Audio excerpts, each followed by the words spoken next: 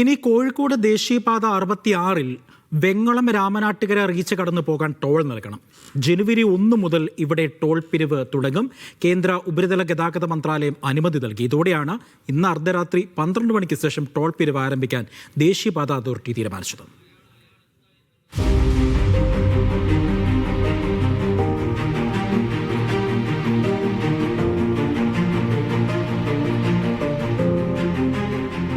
ഇനി ഇതുപോലെ ഈ പന്തീരങ്കാവ് ടോൾ പ്ലാസയിലൂടെ കടന്നു പോകാൻ സാധിക്കില്ല.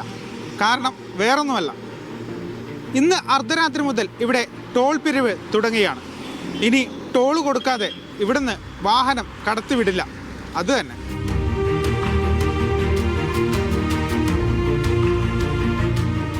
Car, jeep, van, light motor vehicle എന്നിവയ്ക്ക് ഒരു വശത്തേക്ക് 90 രൂപയാണ് ടോൾ നിരക്ക്.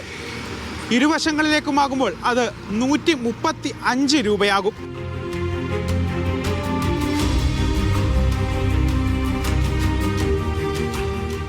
മിനി ബസ്, ചെറിയ ചരക്ക് ലോറി എന്നിവയ്ക്ക് 145 രൂപ ഒരു വശത്തേക്ക് ടോൾ നൽകേണ്ടത്. ഇരുവശത്തേക്കുമാകുമ്പോൾ അത് 215 രൂപയുമാണ്. ബസ്, ട്രക്ക് എന്നിവയ്ക്ക് ഒരു വശത്തേക്ക് 300 രൂപയാണ് ടോൾ നിരക്ക്. ഇരുവശത്തേക്കും 455 രൂപ നൽകണം.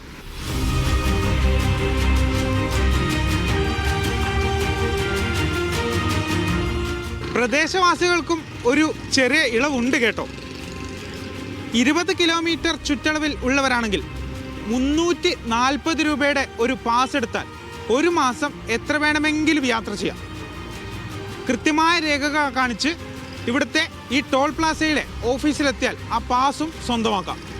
വേറൊരു ഇളവ് കൂടിയുണ്ട്. അതായത് നാഷണൽ പെർമിറ്റ് അല്ലാത്ത കോഴിക്കോട് ജില്ലയിൽ രജിസ്റ്റർ ചെയ്ത കൊമേഴ്ഷ്യൽ വാഹനങ്ങൾക്കും ടോളിൽ ഇളവ് അനുവദിച്ചിട്ടുണ്ട്.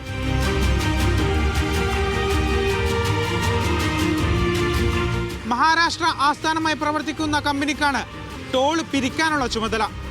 3 മാസത്തേക്കാണ് കരാർ. 3 മാസം കഴിഞ്ഞാൽ പുതിയ ടെൻഡർ ക്ഷണിക്കും. ടോൾ നിരക്കിലും മാറ്റമുണ്ടാകും. ക്യാമറ പേഴ്സൺ ജിഷ്ണു മീനങ്ങാടിക്കൊപ്പം ഫൈസൽ അസീസ്, മീഡിയ 1, കോഴിക്കോട്.